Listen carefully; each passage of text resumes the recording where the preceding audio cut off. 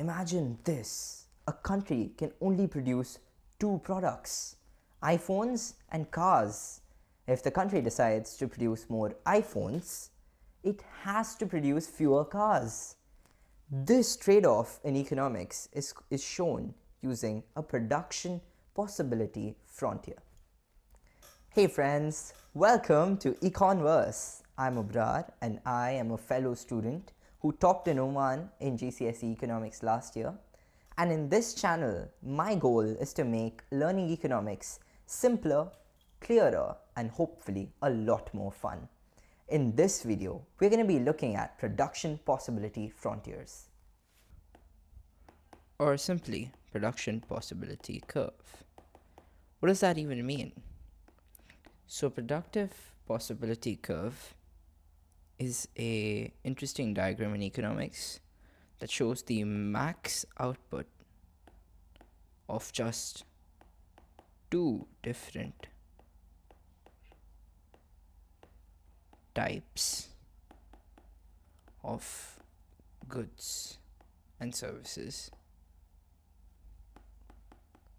that can be produced using all existing resources and technology in an economy. So this is basically the definition of a production possibility curve. So production possibility curve assumes that in an economy there are only two types of products that can be produced, and these are produced with all the resources that are available to the whole economy. So they're essentially depicted like this. Let me try and draw this for you.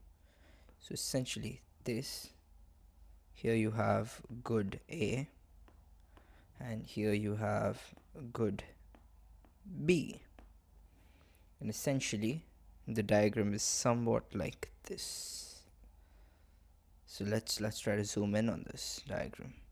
So essentially what this diagram depicts is, let's assume you have a point here and you have a point here that are marked in blue.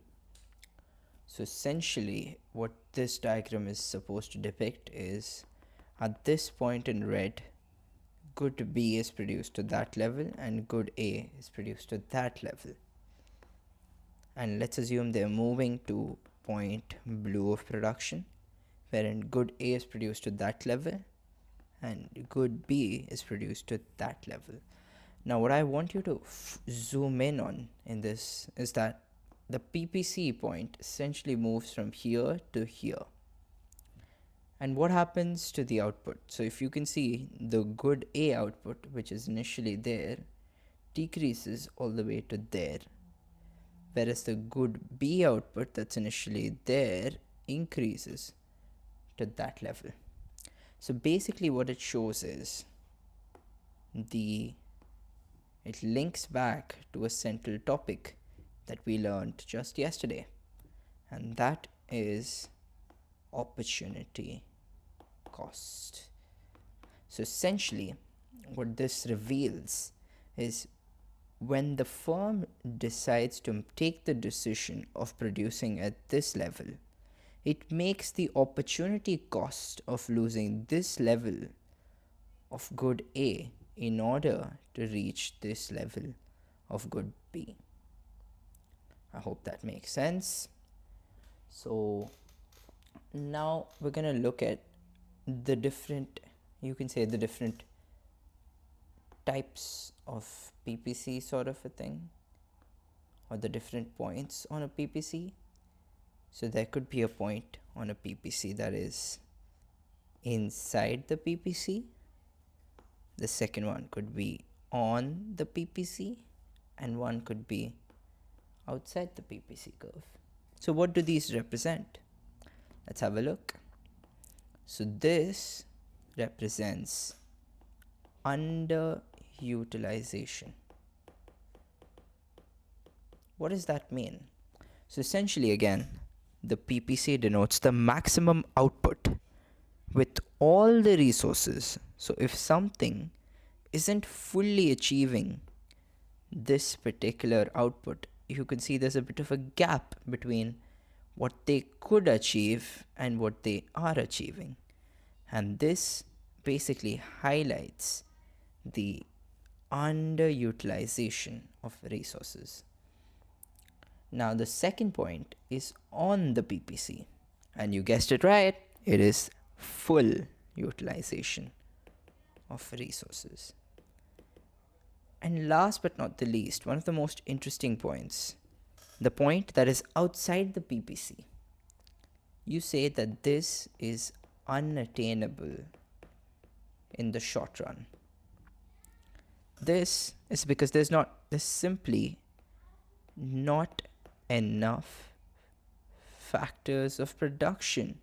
Do you remember what the factors of production are? I'll link the video down below. Alright, so the factors of production are land, labor, capital, and enterprise that are used in the production process. So what this point basically denotes is that there's not enough factors of production for there to be that level of output. And then we need to look at the idea of there being assumptions in a PPC. So a PPC assumes mainly 4 things. It assumes that number 1, there's only 2 goods that are being produced. So essentially this is really hard whenever you have to segregate an economy's full production into just 2 goods. It becomes quite a difficult task for any government to do.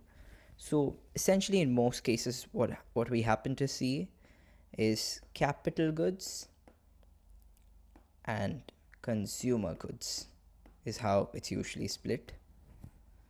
Alright, the second assumption now is the fact that you're using all resources and tech just to produce these 2 resources. Then the third one is the assumption that the tech is used efficiently.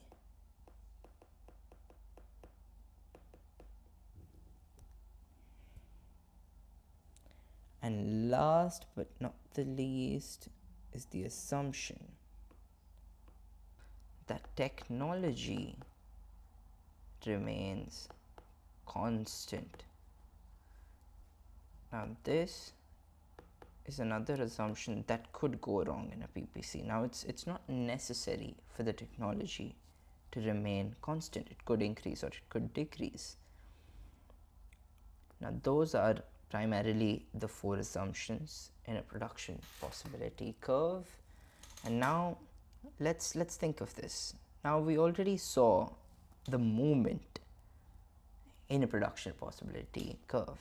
Now let's look at shifts and what they indicate. So essentially a shift could be seen somewhat like this. So this is your PPC and you label it as consumer goods. I'm just going to write consumer and capital goods. So let's assume there is a positive shift. What happens when there is a positive shift? The level of output increases, it moves to the right.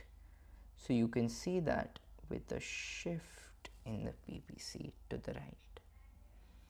On the other hand, there are situations wherein situations may not be so well. The PPC may need to move to the left as the output falls. Now this could happen, but what are some reasons for which this happens? For the rightward shift, there are a few reasons. So this could happen in cases of rising quantity of factors of production. Again, this links back to the previous video we made on factors of production. Rise in the quality of factors of production. And last but not the least, investment and technology. Now, what are some causes for your leftward shifts or the fall in the output?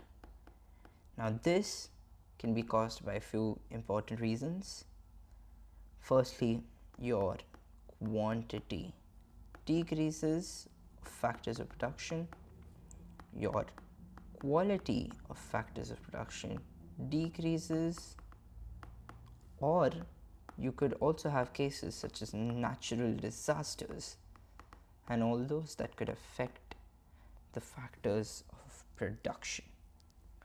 If you thought this video helped you understand economics better, make sure to give it a thumbs up and subscribe to join the Econverse. I'll see you in the next video.